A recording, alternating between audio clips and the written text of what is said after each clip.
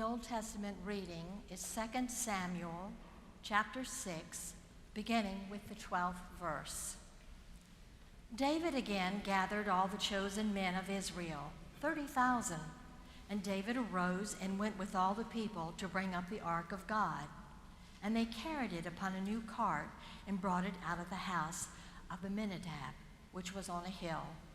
And David and all the house of Israel were making merry before the Lord with all their might, with songs and lyres and harps and tambourines and castanets and trombones, cymbals.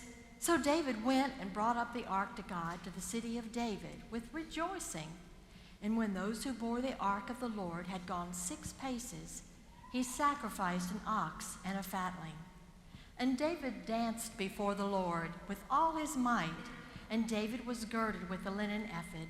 So David and all the house of Israel brought up the ark of the Lord with shouting and with the sound of the horn. As the ark of the Lord came into the city of David, Michal, the daughter of Saul, looked out of the window and saw King David leaping and dancing before the Lord, and she despised him in her heart. And they brought the ark of the Lord and set it in its place inside the tent which David had pitched for it. And David offered burnt offerings and peace offerings before the Lord. And when David had finished offering the burnt offerings and the peace offerings, he blessed the people in the name of the Lord of hosts, and distributed him among all the people, the whole multitude of Israel, both men and women, to each a cake of bread, a portion of meat, and a cake of raisins. Then all the people departed, each to his house. And David returned to bless his household. But Michal, the daughter of Saul, came out to meet David and said, "How the king of Israel honored himself today, uncovering himself today before the eyes of his servants' maids, as one of the vulgar fellows shamelessly uncovers himself." And David said to Michal, "It was before the Lord who chose me above your father and above his house to appoint me as prince over Israel, the people of the Lord. And I will make merry before the Lord. I will make myself yet more contemptible than this, and I will be abased in your eyes. But by the maids of whom you have spoken, by them I shall be held in honor." And Michal, the daughter of Saul, had no child to the day of her death. This is the word of God for the people of God.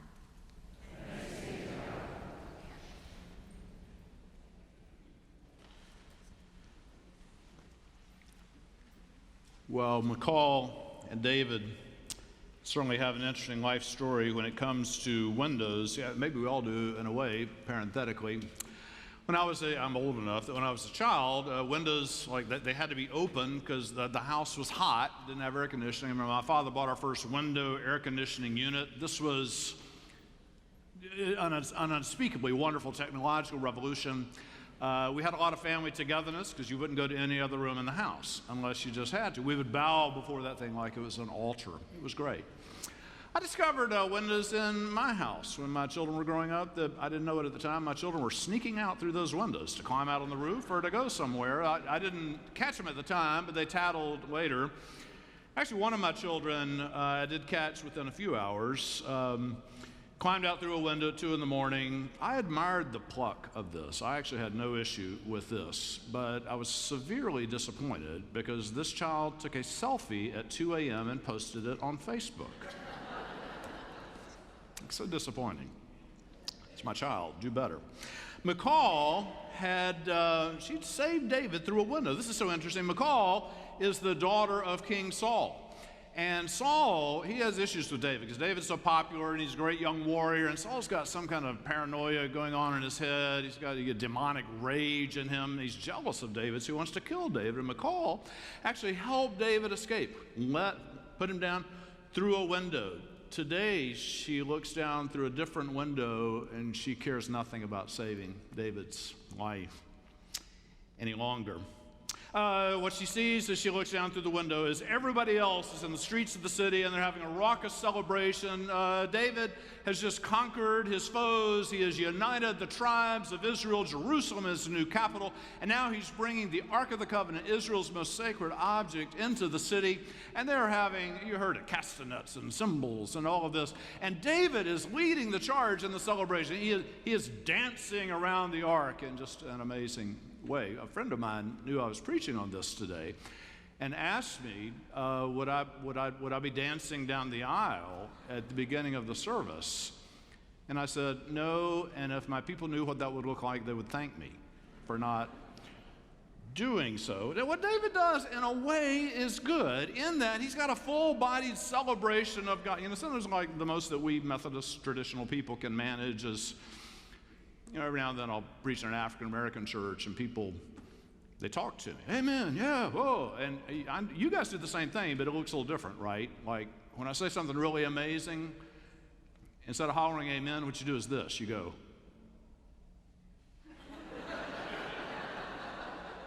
I see you, and I'm grateful.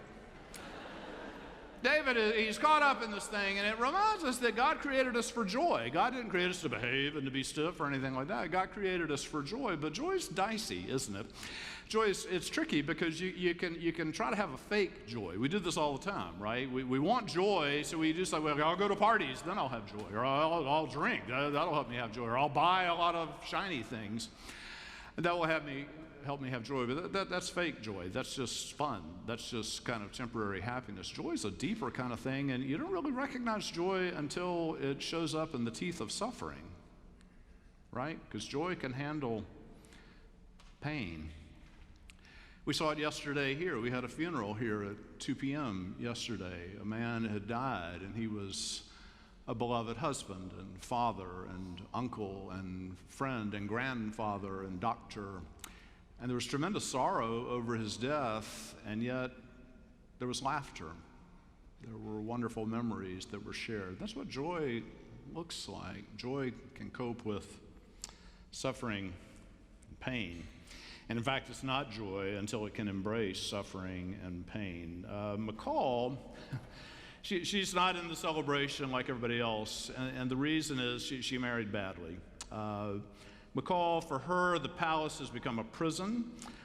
She married David. It's interesting. The earlier passage says that Michal loved David, but the Bible never says that David reciprocated. Never says that he loved Michal. He just married Michal. It was a marriage of convenience. It was a marriage of political advantage. He marries King Saul's daughter because he's trying to climb up the ladder of success. And he's cruel to Michal from the very beginning. He marries her, but he's always dismissive of her. You heard it in the passage today. She comes and she fusses at him, and he doesn't respond by saying, "Oh, honey, I'm sorry." Instead, he's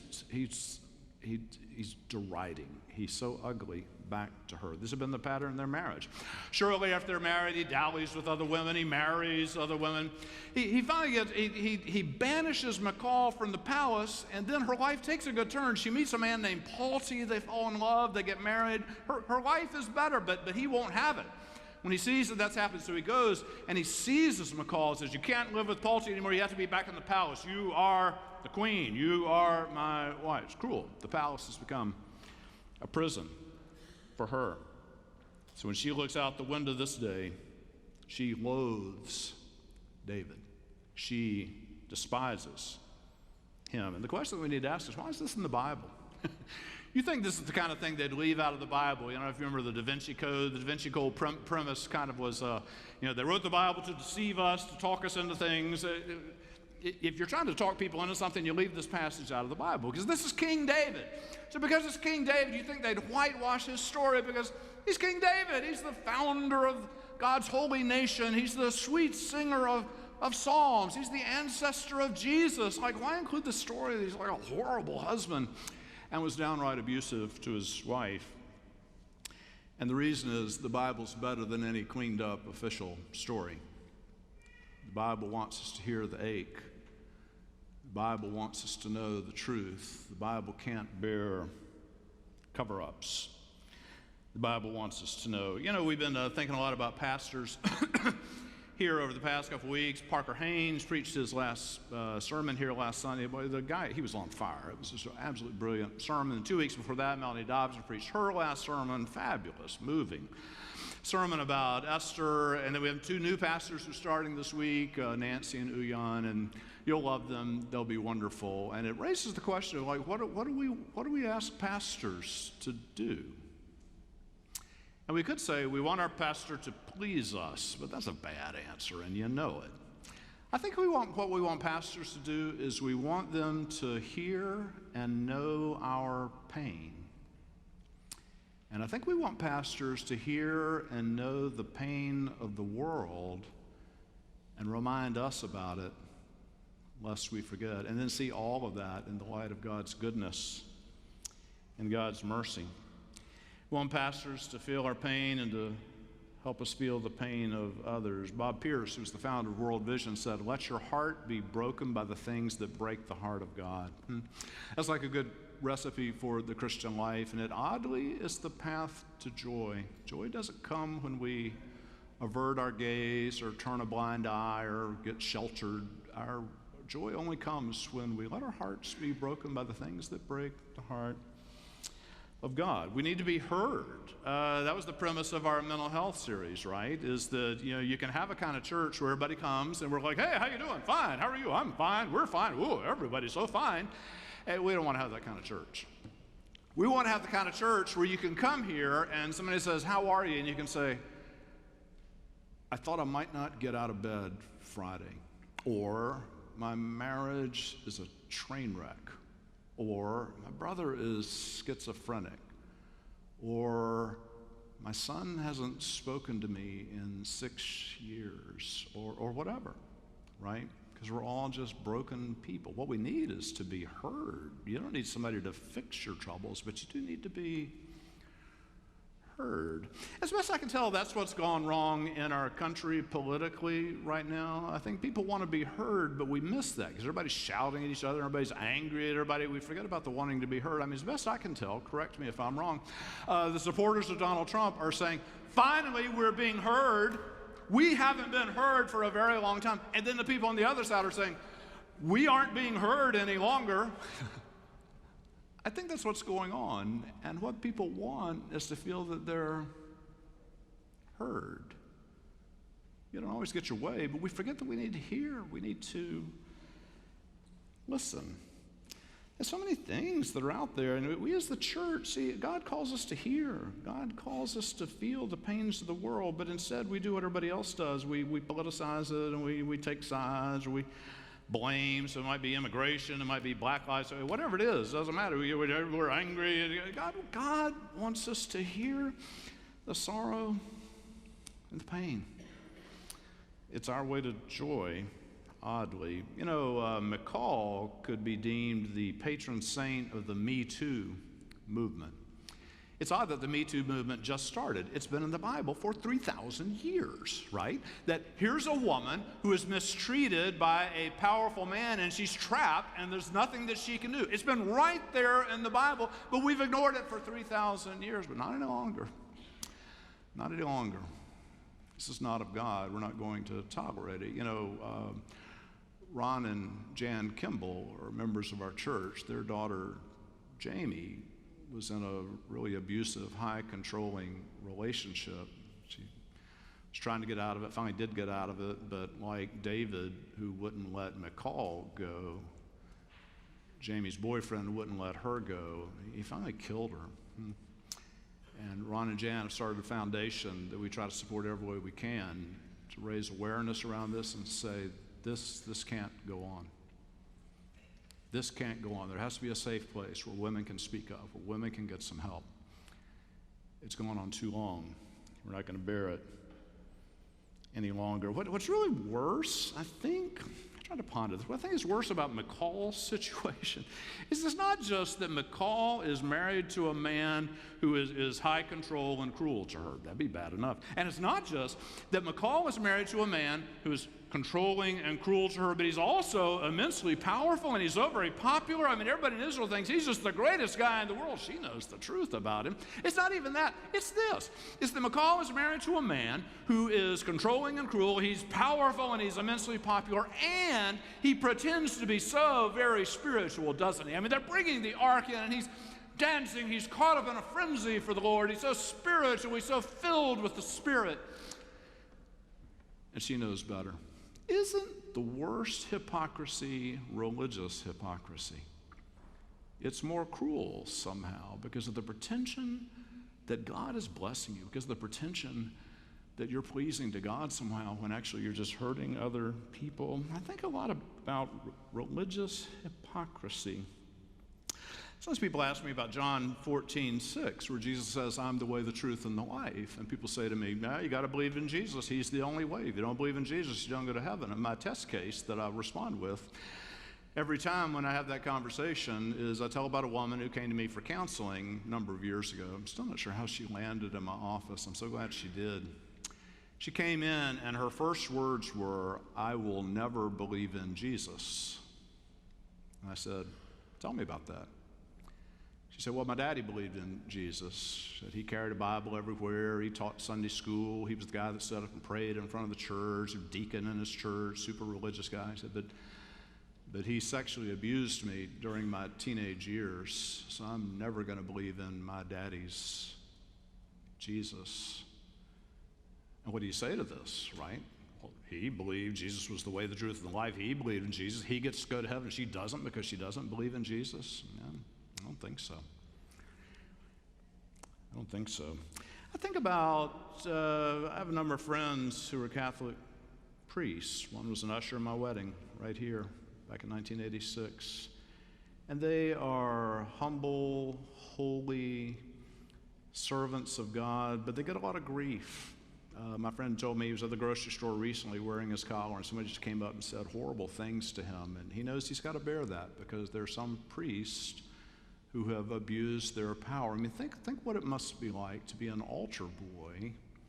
You've lit the candles, you're in your robe, and then you see this man presiding at the table, looking so very holy, speaking of God, handling the holy things of God, but you know otherwise.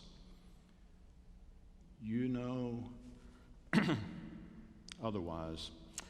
I wonder sometimes, not sure about this, but I think about people who are, I don't know, homeless or poor in various ways, and like, what do they think when they see us? Like, they see us, we get all scrubbed up, we get dressed up, we get in our nice cars, and we come to church, and then we have our brunches out afterwards and go out to the golf course or wherever it is that we go. Do they ever look at us and think, you seem so very holy, you seem so very Christian, but you don't seem to care diddly squat about me? Just kind of in the charter of your thing. Our denomination, the United Methodist Church, we may wind up dividing over same-gender marriage. I keep pleading with people not to do this because it would be a terrible witness. We would look like the worst hypocrites in human history. Because if we split over something like that, then we're just splitting like everybody else in the world. We're just as mad as everybody else in the world, and therefore we have nothing to offer to the world. If we do that, it would just be hypocrisy. Here's the other thing about this that's interesting. Michal looks out her window and sees the sham that David is. I picture God looking down through the window of heaven at us. And the question is, what does God see? I told some of you a while back, I ran into a guy from our church, hadn't seen him in a while, and he said, I'm not going to your church anymore. And I said, well, why? This conversation's not going anywhere good, you can tell. I said, why? He said, you've got hypocrites in your church. I said, no, like you are. Give me their names. We will excommunicate them. We can't have that. There probably are 4 or 5. We'll get them out, and then we'll all be holy and pristine and pure, and God will be so delighted. So please help me. What are their names? And actually, we do know their names, and their names are James and Linda and Ray and all of us. Everyone. You don't mean to be a hypocrite. You want to be holy. You want to be good. You want to live a life that's pleasing to God, but it's just hard, isn't it? and you find yourself selling out. You don't mean to sell out. You're just kind of trapped. You can't help yourself. What are you going to do? So God looks out of the window of heaven and sees a bunch of hypocrites. And what does God do? You see, Michal looked down and she loathed David. God looks down and God mercifully does not loathe us. Instead, God loves us. God has compassion on us. God has mercy on us. And what he does in response to our hypocrisy is he sent his son Jesus down here. You know, Jesus came into that same city of Jerusalem. Don't you see it?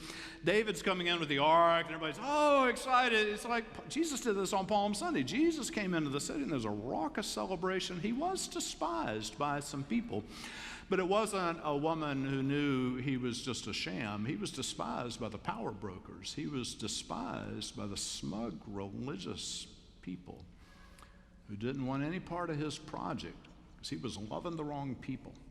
He was trying to change how they treated everybody. And they killed him for it.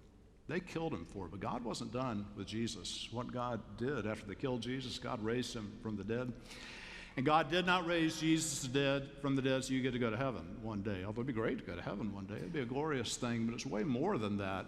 When God raised Jesus from the dead, God began a revolution. God touched off a revolution that day that God looks at all of creation, at all of God's people, and it's all so very broken, this fallen world, and God says, I want to redeem it. I want to change it. I want there to be true joy down there for everyone. You see, the way this works is you can't have joy if somebody else doesn't have joy. We can't have joy if the other people don't have joy. We can't have joy as long as there's some people who are suffering. So what we dream of is the day when there will be true joy. We will have good cause to dance in the presence of the Lord, and what will spark that will not be that, me and God, you look like David when you do that. What we look forward to is the day that there will never be a single woman anywhere who is mistreated by a man. Ever. We're not going to rest until that day comes. The day of joy will come when there is no one down here who is poor and homeless and they don't have enough to eat and they get sick and they can't get to a doctor and they don't know anybody that'll help them. Those days will be over. Then we will know joy. There are days to come when we talk about immigration. I wonder if that when the day of joy comes, people wouldn't feel the need to flee where they live. When the day of joy comes. When the day of joy comes, people won't be judged because of the color of their skin, because of what they feel in their hearts. When the day of joy comes, everyone will be heard. Everyone will be cared for. Everyone will be loved. In the meantime, we join God's project and work toward that as best we can. We're not going to do it well, but that's our work here. And we discover along the way while we're doing that work that there's joy in that. It's what God made us for. It's what God made us for, to be heard, to hear, to be loved, and to love. Thanks be to God.